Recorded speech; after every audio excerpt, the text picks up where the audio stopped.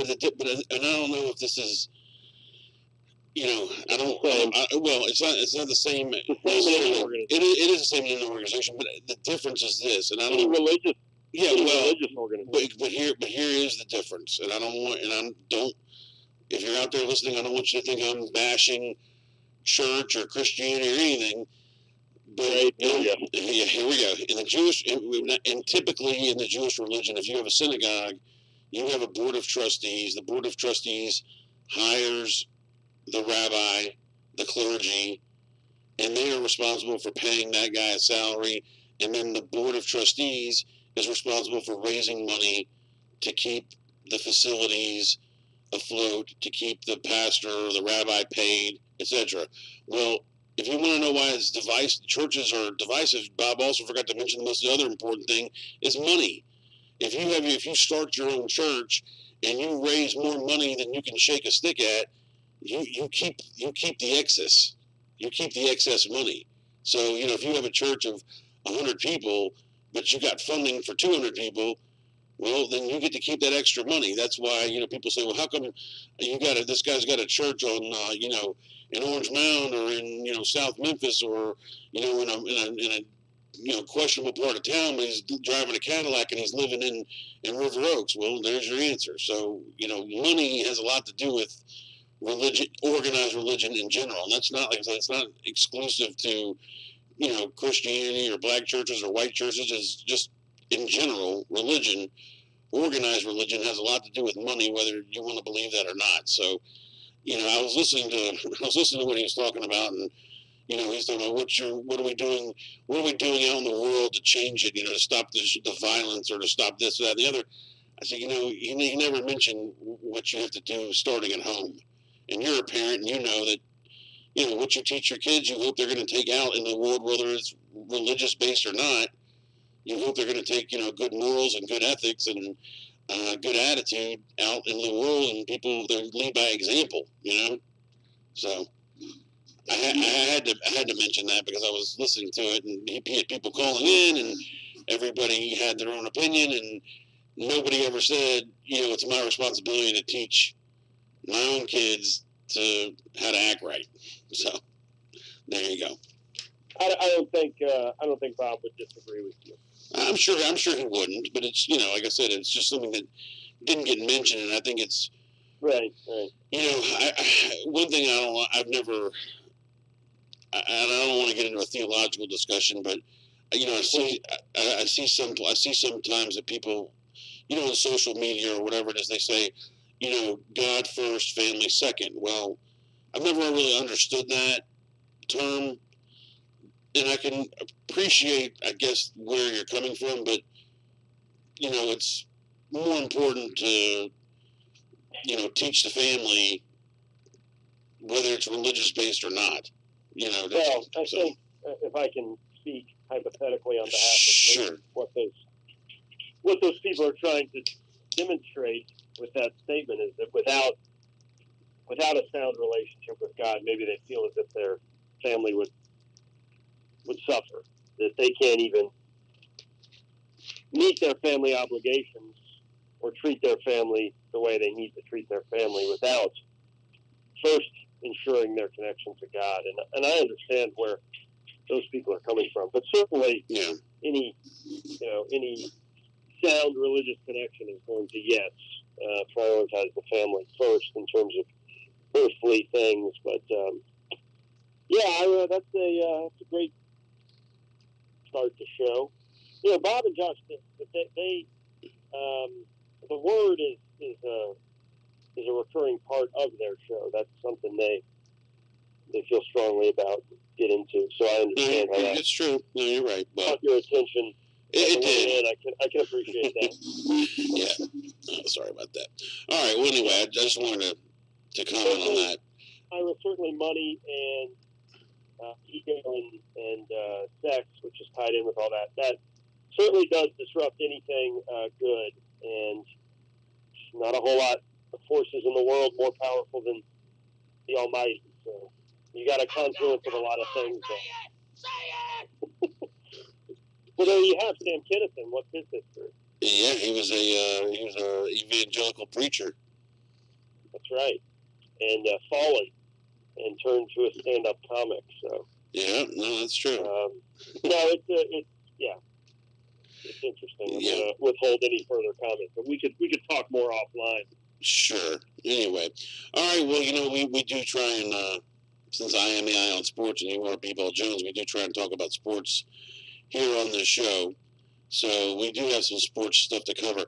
Jay, I wanted to mention first and foremost, and I think you follow this more closely than I do when it comes to,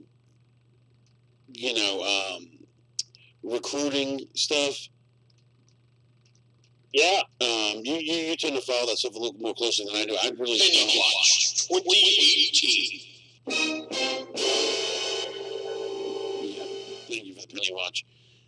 There's this discussion going on regarding Trendon Watford. That he had a date picked for his announcement, and he had LSU on his list, and then LSU reinstates Will Wade, and people speculating whether he's going to come here or go there. He ain't coming here. My gut feeling. Well, first of all, here's my gut feeling. If you were going to come to Memphis, first of all, if you're undecided, I have a hard. I mean, it's unless there was some other circumstance that was preventing you from making that decision, at a particular time. And I'm not talking about backroom deals or anything like that. I'm talking about just like, hey, I'm waiting to hear from. There was. If you want to know what it was, you may or may not believe it, but it's out there. Oh, what's that? Well, apparently he had picked the date. I forget what it was, the 20th maybe. Right. Because it was going to be the day the Jordan Brand Classic was televised. Right, and then now it's not. He was going to be playing in it, so it was going to be like at halftime of that or something. But then that all switched. I don't understand why. But that's why allegedly he changed the date, and it wasn't going to be a big deal. But, certainly something can always change last minute in a recruitment. Well, I guess that's true. Since you brought it up, let's just go ahead and flesh that out a little bit more. Will Wade, the LSU coach, suspended for being caught on tape talking about making a strong-ass effing offer to a player. An offer. Is it Smart? Yeah, Javonte Smart. Smart, yeah. And talking about the details of the offer, like it was tilted towards the family a little bit. And then you have, in the FBI investigation, evidence being presented that details on spreadsheets, how much families are getting paid. Clear NCAA violation. Clear. Yeah. And they reinstate him. I can't believe that. Let's just say what's happening here. These guys get suspended when these stories break because it's so embarrassing for the school. These head coaches get suspended because, for anybody that doesn't know, it is clearly against the NCAA rules to pay players. You can't do it, or to pay their family, to provide extra benefits. It used to be the worst black eye you could have. So now these stories break. The schools suspend the coaches, and the coaches refuse. They lawyer up, and they refuse to talk to their employer. They say, we're not talking about it. I guess they cite their constitutional right to remain silent and not self-incriminate because there's an FBI investigation involved. I wouldn't talk and go on record with my employer if I was being accused of a crime or a witness to a crime or whatever the crime is. So they don't talk, and then the school just reinstates them. But the worst, which is all fine, that's all fine. But the worst part is, in this one, LSU released a statement that said, we don't have any evidence. Right. I don't know what kind of evidence they need. I didn't go to a great law school, Ira, but in my law school, tape, and maybe they meant we don't have the actual control of the evidence because it's in the hands of somebody else. Maybe that's what they meant. But a tape recording or audio recording, digital, of your head coach making offers to players, to me that seems like enough evidence to go ahead and move on from a guy. But okay. the job. At the very least, as an attorney, as someone who went to law school, you had to at least think it was strong enough incriminating evidence to, at the minimum, keep him suspended until an investigation either concluded or the NCAA, which whether or not we both know, we know how we feel about the NCAA. It's kind of a joke, but until an NCAA investigation at least was finished, and they said, no, you're clear of any wrongdoing. We don't hear anything on that tape, even though you'd have to be deaf, dumb, and blind to hear that aspect. But you would think that LSU would say, okay, until we are clear of an investigation of our own, volition or one that is done by the NCAA, you're going to have to stay suspended until that time we see fit to reinstate you. Where they just said, okay, the NCAA is just, we don't know who's running the show. Is it in the NCAA? Is it the FBI? And just come on back, and then if something happens, then we'll deal with it later. Yeah, well, a couple things. First of all, let's just point out, morally, it's not the same. But if a player gets accused of domestic violence, they don't wait for clear-cut evidence. They're suspended, right? If they're arrested for domestic violence. Yeah, generally speaking, yes. Not an implication of guilt. Correct. So this is a bit of a double standard. Obviously, morally, that's a totally different situation. Oh, yeah. What I think is happening is the member institutions of the NCAA, the athletic directors, these men and women that run these programs, they talk. They know. You know that the athletic director at LSU talked to the athletic director at Auburn, at Arizona, at Kansas, at Louisville, and said, how do you recommend we deal with this situation? They're all dealing with it the same way. And I think they're making a bet that at the end of this whole process with the FBI and with the NCAA, that eventually now we're going to move public opinion to a point, and I think it's already there, to say, you know what, let's let these guys get paid. Not necessarily pay them, but let them get paid. Let, Bud Davis Cadillac pay Precious Ochoa or Trendon Watford $50,000 to sponsor Bud Davis Cadillac in the event that he's a Memphis Tiger basketball player. And let's just let that happen. And that it isn't going to stop a damn thing from – it's not going to change a damn thing about college basketball because they're already getting paid. It's just going to take it and make it more transparent. And let's just do that because that's what's already happening. Yeah, well, I think at that point, we won't need to replace our coach, and they won't have to be as involved in making the damn deal.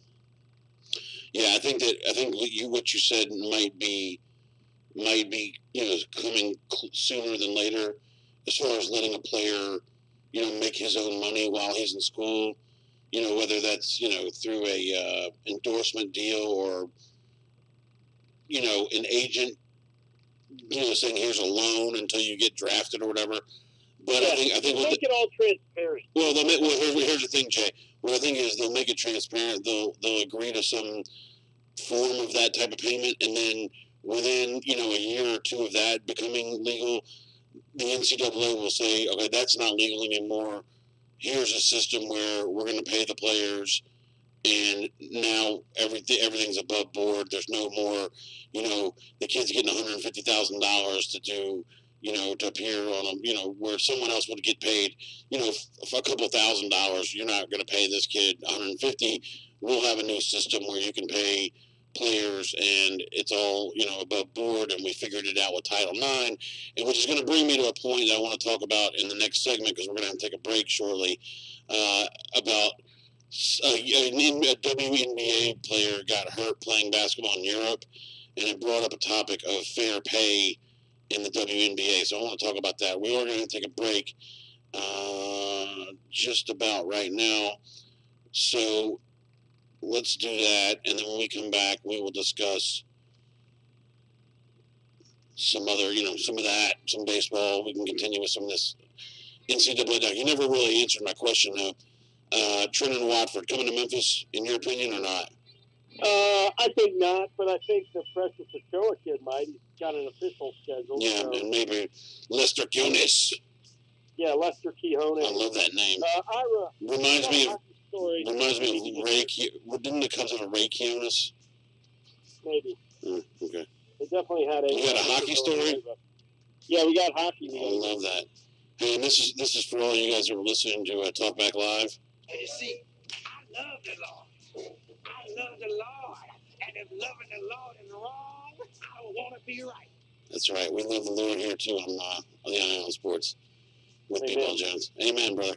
All right, we're going to take a quick break. We'll be right back with more on the Eye on Sports, AM 1600, YouTube Live. We will be right back.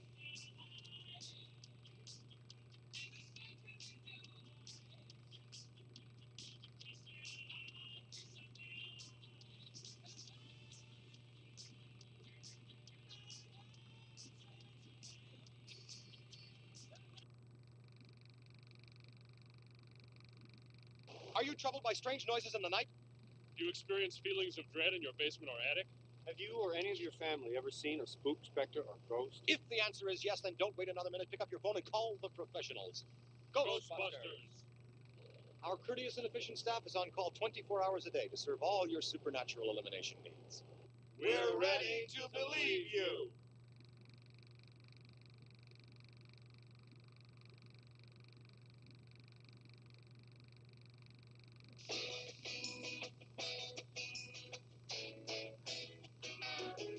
Get your Steve shined up, grab a stick of juicy fruit. The taste is gonna move ya. Take a sniff, pull it out. The taste is gonna move you when you pop it in your mouth. Juicy fruit is gonna move ya. It juices soft, it gets right to ya. Juicy fruit, the taste is gonna move ya. Hey, folks, the Eye on Sports here, and I'm here to tell you about some top-notch lawyers who are ready to work hard for you and to give you the attention and respect you deserve. It's Douglas and Runger. Kurt Runger and his crew will work hard for you in a number of different type cases, including personal injury, divorce and family law, probate law, bankruptcy, criminal defense, and even immigration. Let Kurt and BartlettLawyers.com represent you the next time you require legal counsel. Their firm has over 50 years of experience, and that will go a long way when it comes to taking your case. You can find them on the web at BartlettLawyers.com or call them at 388-5805. That's 388-5805. BartlettLawyers.com.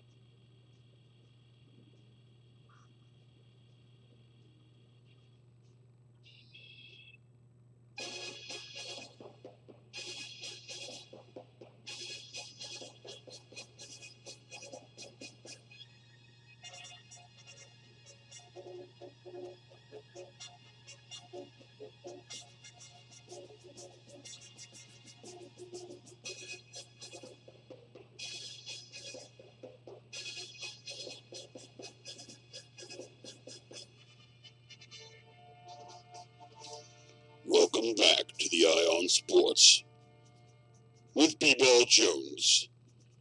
The gladiators of the fall every year bring themselves to play each other in a game of football on the gridiron. Men beating each other senseless for a pigskin to be kicked through a giant yellow H. I couldn't help it. I love that's my favorite part about the NFL is NFL Films music. How can you not like it? Are we talking NFL? No. I just wanted to play the song. Yeah, I didn't know what was going on. McShay's draft. Yeah, hey, let's talk about the big board since we're on the topic. Or let's not. Yeah. Oh my God. As long as we talked about religion for 10 minutes, we should talk politics. Yeah. It's pretty funny. Do you have any friends that are like big draft heads, big draftniks? Big draft head. Yeah, veterans, no, not really. I When we were younger, Tijuana Ted would kind of like it when we were younger, when Tennessee had a bunch of players picked. But no, I don't think so. Not anymore. I have one friend in particular that you know him as well, but we'll keep him nameless for now. Anyway, he'll every year he'll text me, man, it's time for the NFL draft. Are you watching? And I'm like, he's kidding because he knows I'm not watching.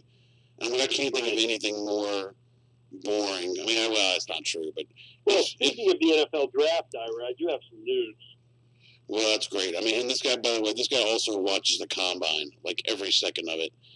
And I'm like, dude, you gotta have something better to do than to watch that stuff. But the NFL draft this year, you know where it is? Yeah, it's in Nash Vegas, man.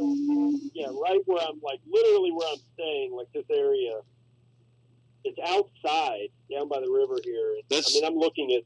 Yeah, that's what they started doing. Nissan Stadium from my hotel room. It's Nissan, by the way. Which, to be honest with you, I didn't even realize was in my view until we started talking about it. So really? Okay. If that's not proof there's a God, I don't know what is. Well, there you go. Well, okay, hotshot. Yeah, Mr. I got a view of Nissan Stadium out of my hotel room. That's great. That's Thanks. right. I got a lot going on. Big shot. Pretty big deal. Somebody that I know, his son goes to school around here, and he has been selected to hand out the jerseys and hats to the first round draft picks. Pretty cool. That's very cool. Yeah, pretty cool. That's cool. So, yeah. Still not watching.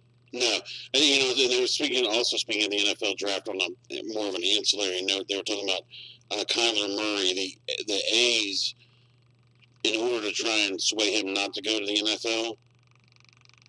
$14 million is what they offered him. Dude, yeah. I don't, you know. That's a lot of moolah, Ira. It's a lot of moolah, and I mean, if he goes to the Major League Baseball and he doesn't succeed, then it would be harder for him to get in the NFL later, even though we did see people like Chris Weinke do it and maybe a couple others. But I'd have a hard time turning down $14 million to go play a sport that they're probably not going to beat my brains in. I'm not saying you don't have the possibility of getting hurt, but it's a little bit different, situation. Yeah, those quarterback signing bonuses can be pretty nice too, though. They can be pretty substantial, but now they have more of a tempered rookie pay scale, so it's a little bit. There's a limit to what they can do.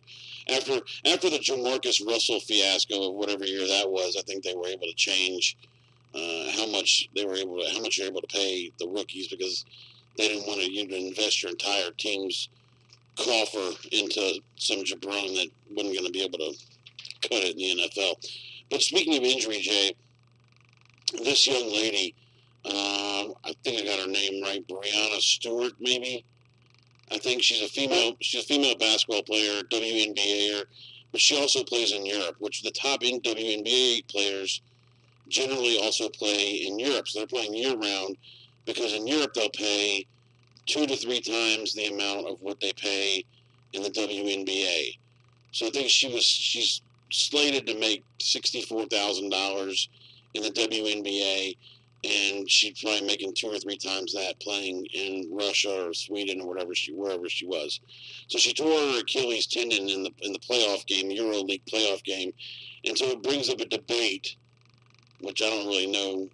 I don't know who the debate's between, but it brings up a debate on whether, on fair pay for the WNBA. Okay? I'm all for fair pay. Yes. Just before you get started, I want to be clear. Yesterday we talked about race. This morning we talked about religion, and now we're going to talk about gender. It's Tuesday at 8:30. Slow down, big fan. It's Wednesday. Yeah, I was going to say, Chief, it's Wednesday. My second day. Yeah. Well, no, I'm not. It's not. I mean, it is about gender, but it's there's a difference between fair and equal, which there's no law in this country that says there has to be female professional sports. Okay, that's purely on the decision of people who want to put up their money, like sponsors, to promote a league.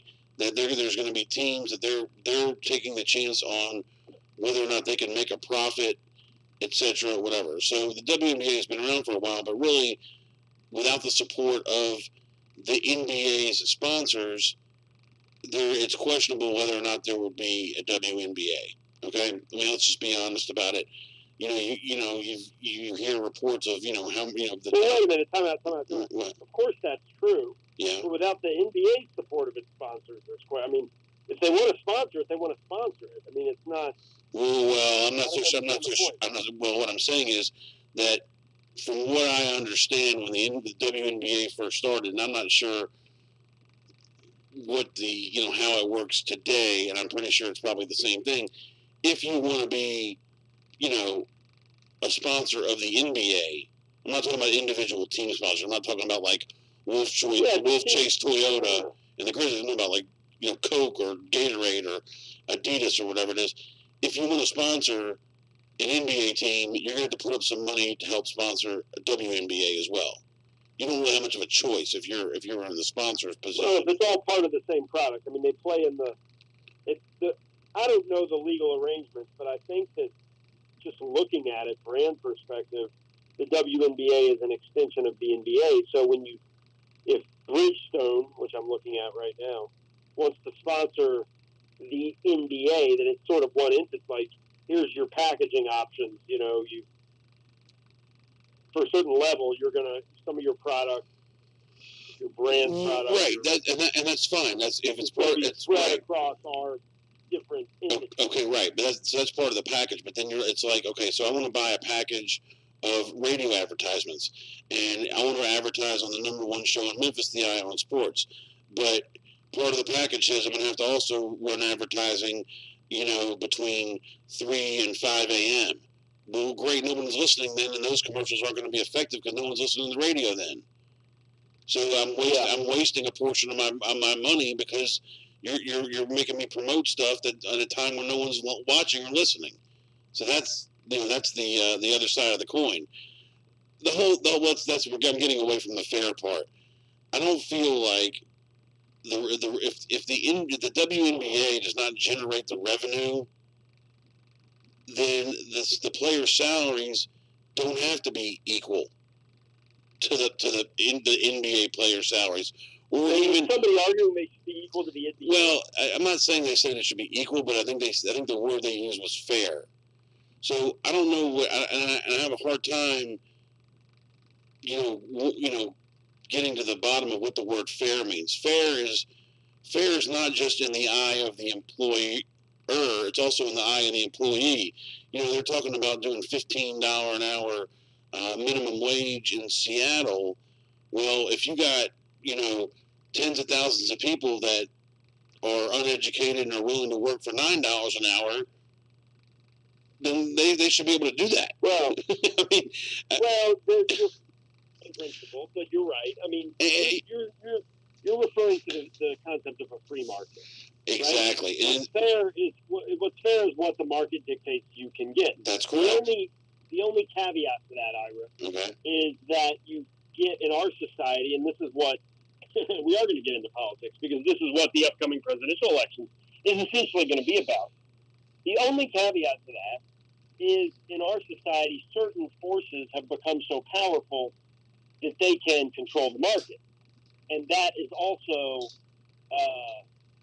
that bumps into, legality. So to maintain a reasonable free market, you have to prevent what's called a monopoly, right? You remember the game Monopoly? Oh, I'm very familiar with monopolies.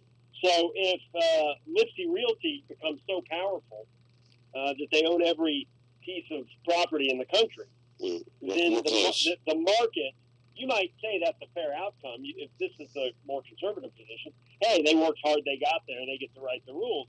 That's fine, but it's no longer a free market because there's no competition. Yeah, but so without competition, you don't have a market. And let's be real, there is no second women's pro league. Now there could be, so you've got to balance. You've got to balance, and this is why unions come up and there's negotiations But It's why the USFL won their lawsuit against the NFL. So there's no clear-cut answers. You can't just say, hey, that's the way it works. You've got to look at all these things and say, is this truly a free market, or have powerful forces manipulated this market, and has this become a situation of exploitation? And I don't have the answers to that, but in any, so you've been a private business owner for a long, long time. Overruled. Correct? Yeah, overruled, Judge. Yeah. But you've owned your own business for a long time. It's been a long time since you really worked for someone else. Almost never, correct. Right. So there's a vantage point that you have naturally that. Right. Well, I mean, it's in not a large organization. It's a little different. Right. Well, it's not just. I mean, it's not just being a business owner myself, but it's also, if you're talking about. First of all, you're talking about entertainment. Okay. So if it's worth for the owner to pay Chris Paul $20 million a year to play basketball, he knows he's getting value for that money. On a WNBA team, if you're looking at what we can pay these players, what kind of revenue we can generate, and if $64,000 is a number that's what it is, who are we to question the expertise of the people in the front office? So I'm not saying it's the right thing. I'm not saying it's fair in the sense of, I'm saying if in Sweden or Russia or wherever, if they're packing it in night after night to watch women's basketball, then they deserve more money. Certainly, I'm all for it. I mean, I wish that you were telling me that the women's basketball they were able to generate that kind of money. I'll tell you that the same topic came up in regard to the women's national soccer team, that they were not getting paid the same as the men's national soccer team. And see, if you ask me, that's baloney. That's malarkey, because the women's national soccer team were drawing bigger crowds, getting better results.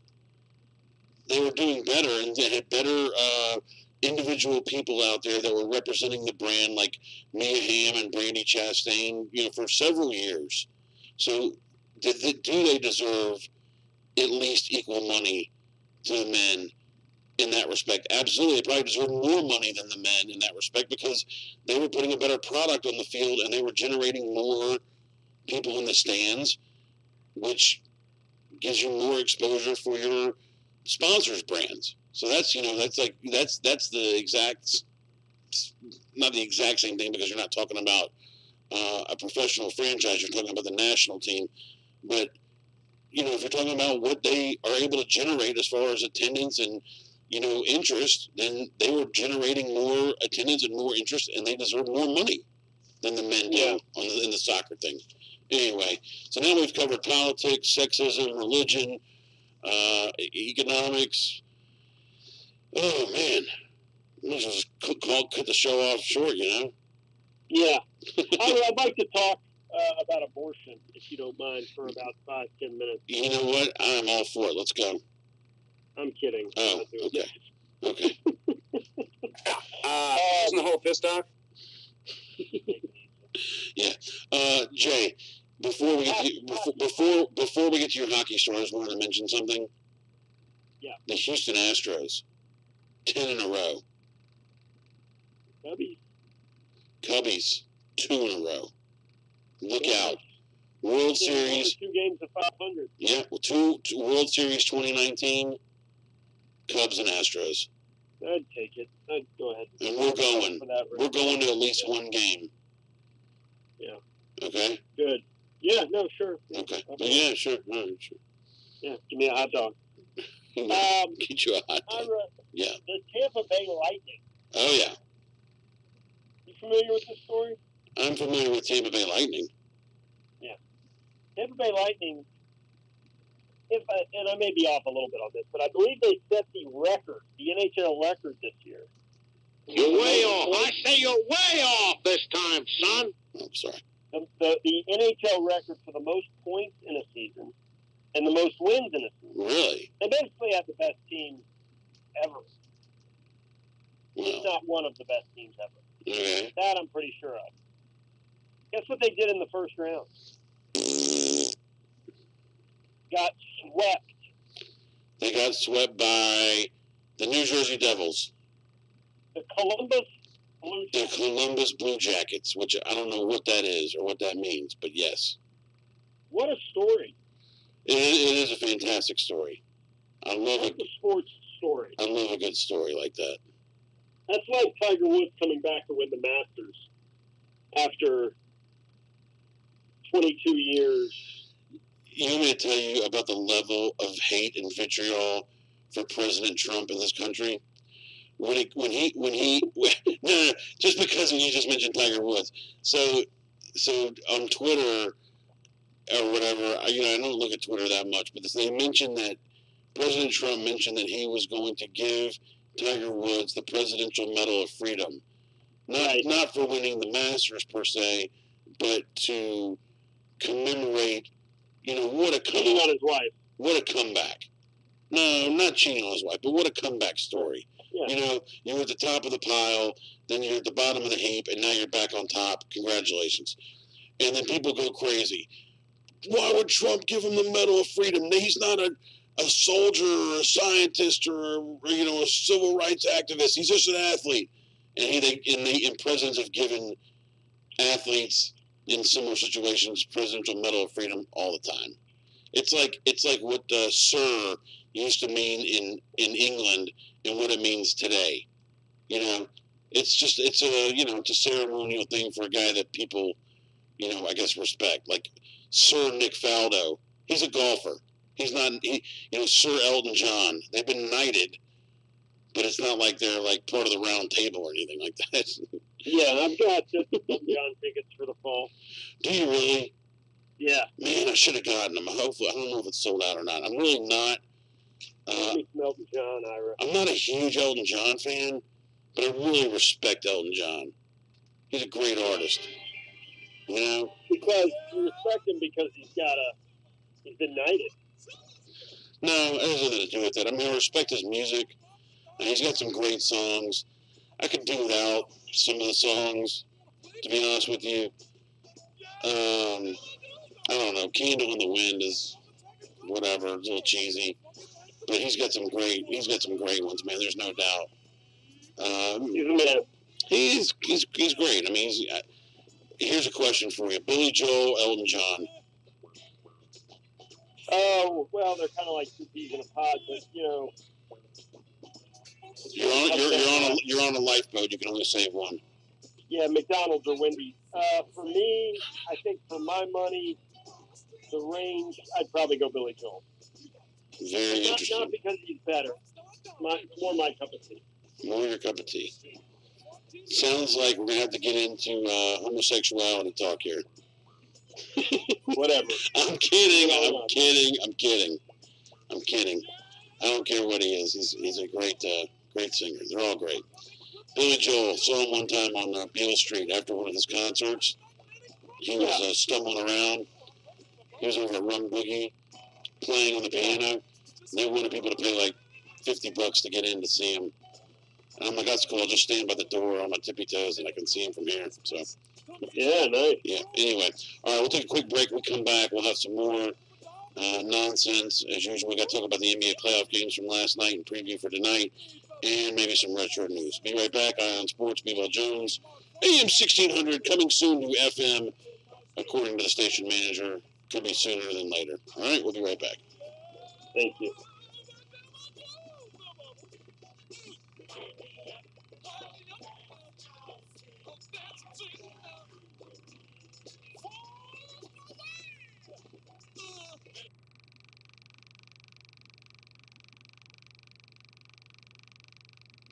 Hi there. Are you a large person, pleasantly plump, a little on the hefty side perhaps? Well, let's face it. Are you fat? When you go jogging, do you leave potholes? When you make love, do you have to give directions? At the zoo, do elephants throw you peanuts? Do you look at a menu and say, okay? Well, now you can eat all you want, because at Thornton Mellon's tall and fat stores, we've got you covered. That's right, fine woolen, and woolen blend suits and sport coats in all the larger sizes. Husky, stout, extra stout, and the new Hindenburg line. And for you ladies, we have caftans, boo-boos, and our own exclusive A-frame in all colors and patterns. Yes, we have miles and miles of fabric. So take it from me, Thornton Mellon. If you want to look thin, you hang out with fat people. Thornton Mellon's Tall and Fat, 150 locations across America. Yeah, if that dress had pockets, you'd look like a pool table. You should try my Tall and Fat stores. No offense. Time to make the donuts. Don't be a chump. Get a decent night's sleep for once. But all the nice folks will want fresh Dunkin' Donuts. It takes a lot of willpower to make Dunkin' Donuts fresh day and night. But we think it's worth it. But we think it's worth it. And you think it's worth it. There's something really delicious in this week's newspaper. Look for Dunkin' Donuts money-saving coupon in your local newspaper. Hey Memphis, it's the Eye on Sports here, and while many of you know me as the co-host of the Eye on Sports with B-Ball Jones, or as the extraordinary PA guy for the University of Memphis baseball team, as luck would have it, I'm also a real estate agent. My firm, Lipsy Realty, can do anything you require in the realm of real estate. We could list your home for sale. We could help you buy a new one. We do property management, commercial and residential leasing, and we can dish a massive assist when it comes to evaluating, purchasing, leasing, and managing investment property. Using myself and Lipsy Realty is like a home run, a slam dunk, rolled into one. It's awesome with a capital A, baby. You can find me online at lipsyrealty.com or call me at 362-8699. There's also a Lipsy Realty Facebook page. So give me a call, 901-362-8699, and we'll talk about how Lipsy Realty can assist you.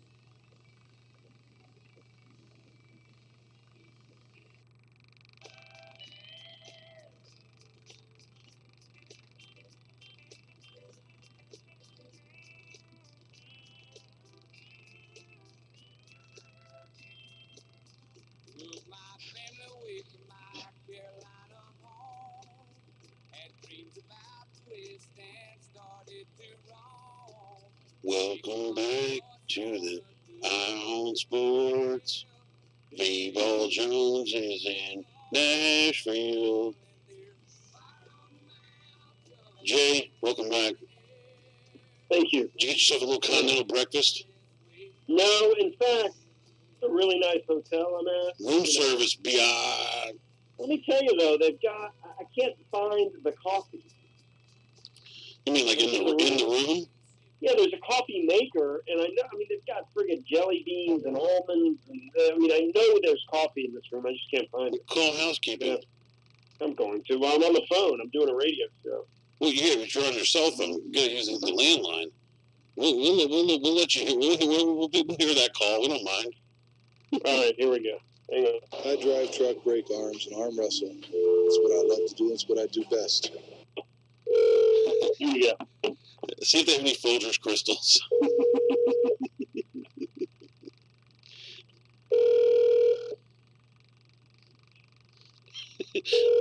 Housekeeping's away right now. Yeah, what the... Yes, I can't seem to find the coffee pots in my room. Can you point me in the right direction? There should be in the cabinet. You open up the cabinet, and then you look inside. It's like a little hidden drawer. Just pull it out, and your pot should be there. That's a fact. Drawer? That's a fact. All right, I'll take a look. It's near the coffee, though? Yes, it's right underneath the coffee, the Keurig. All right, thank you. Absolutely. Yeah. Data. Oh, you got a Keurig? I got a trap drawer. Yeah. But here's the thing. I've tried to open this damn thing. I can't open it. It's like stuck. Don't curse, okay? I found it. Yeah, you found the coffee. All right. Congratulations, my friend. This guy, he's got his coffee brewing now. He's ready to rock and roll. Beautiful. Can you hear me still? I can still hear you, man. I'm happy for you. Oh, okay. Jay, you've been on the road for a while now. You coming to work tomorrow? You coming here tomorrow? I think I'm gonna have to call in again tomorrow. This thing's carrying out another day. Is that right? Yeah, but that's okay. These are good shows. I know. I'm just lonely here. It's lonely in the studio. Sure. Well, you know, you got Mickey and Minnie there. No, don't say that. I haven't seen any evidence of that. Yeah, it's getting warmer. I'm also doing the show with no pants on, so there's that. Yeah. Sure. Yeah. You got anything for this third segment? You need me to find some? You know, we didn't. Yeah, what? So the president of the University of Memphis last night tweeted something about a new video board at the Liberty Bowl. Yeah, keep talking. I gotta do something real quick. Well, I thought it was interesting, but I haven't been able to find anything else about it. So I've gone to the local news outlets, you know, the Daily Memphian, the Commercial Appeal. I don't see any articles about it. I mean, I would think that would be an article. There is an article about the budget that our mayor put out, and I'm trying to scroll through that to see what the hell they're talking about over there. And I just don't know. I don't see it. Construction projects, Fraser Branch Library, summer youth programs. I'm just not finding it. So, I don't know what, this was David Rudd, of course, his tweet about the video board. He said something like the city council had voted for a new video board. I will tell you this, so while we look for that, we do have, Ira, another piece of recruiting news. We mentioned the official visit from this highly recruited kid, Precious Ochoa. Memphis is also apparently going to get a visit from a grad transfer. For those of you who may not know, if you graduate and still have eligibility, you can transfer without sitting out. So that every year you get some of that action. Trying to think the last grad transfer Memphis had. We've had so many. For some reason, I'm kind of blanking on who the last one was. I want to say like Mike Dixon was a grad transfer, and you know, we had some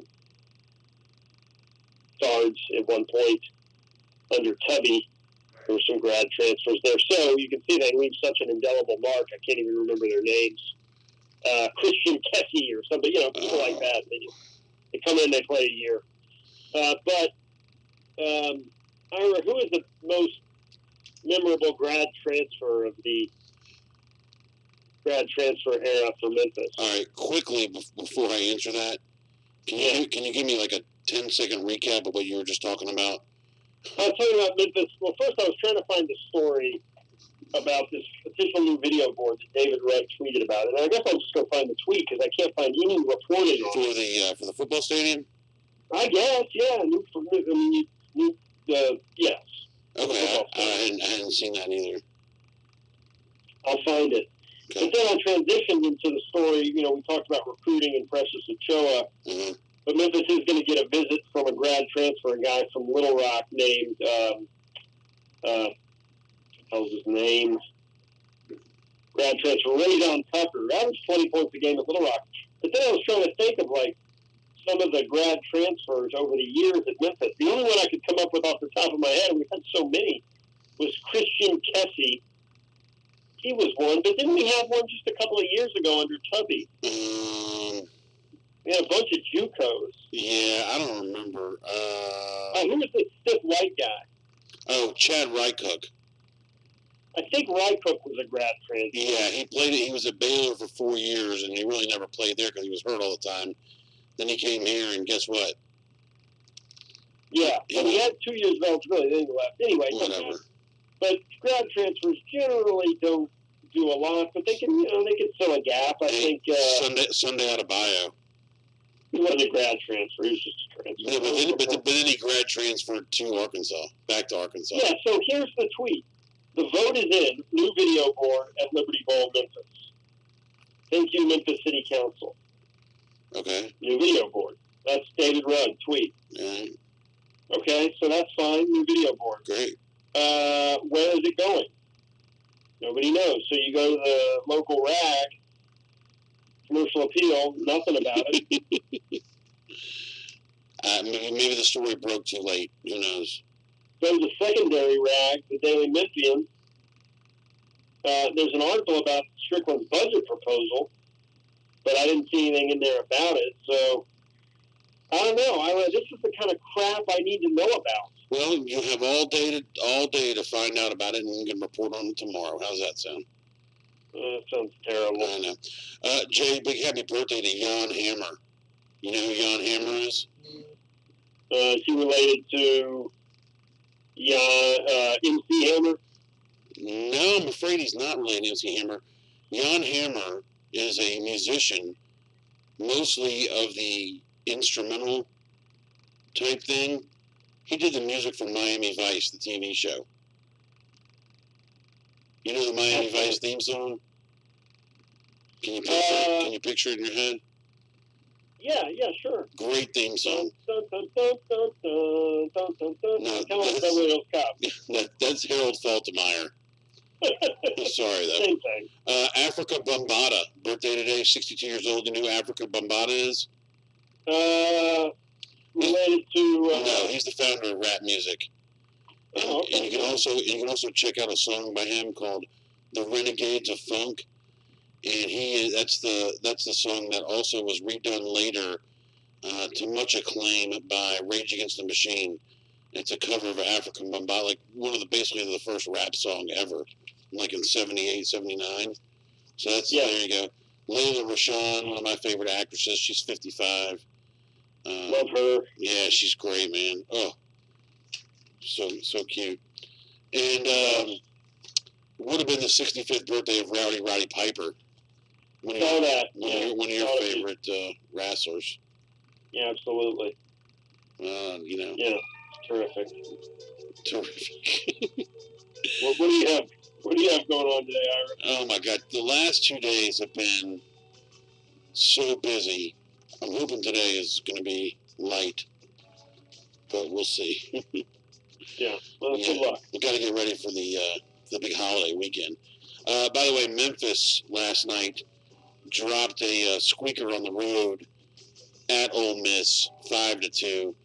Loses both games this season to Ole Miss by 3 here at AutoZone Park, and then by 3 at their stadium, whatever it's called, Redneck Park or whatever. So we'll have to get them next year. And then Memphis, of course, plays tomorrow against Tulane, weather permitting, Friday and then Saturday instead of the usual Friday, Saturday, Sunday. Because of the Easter holiday, it's going to be Thursday, Friday, Saturday. So if you're going to be looking for Memphis baseball, you can go to GoTigersGo.com and check that out. Jay, anything else to add? I got nothing. Okay, so I'll see you later, huh? I'll give you a call. All right, well, we got about 15 seconds, and there will be shows coming up later today on this very same station. Do not change your dial, AM 1600. Coming soon to FM, 10 seconds left. We'll be on YouTube streaming. We are out of here. Thanks a lot. Adios, muchachos. Good morning. This is the old Trailblazer broadcast. This is Pastor Albert Fendorvis speaking. Remember, we're here each morning, Monday through Friday at the same time. I wish you'd tune in each day and give us this, call us or write us and let us know the station you're listening to. And you hearing us over? We are on several new stations now, and we'd like to know if you're hearing us. And we're bringing you a series of studies on Satan, the God of this world, and we're looking at the Antichrist, his birth and his character. Yes, those things are very interesting, aren't they? I find them to be so. And so there's not many folks know what's going on in the world today. They don't believe that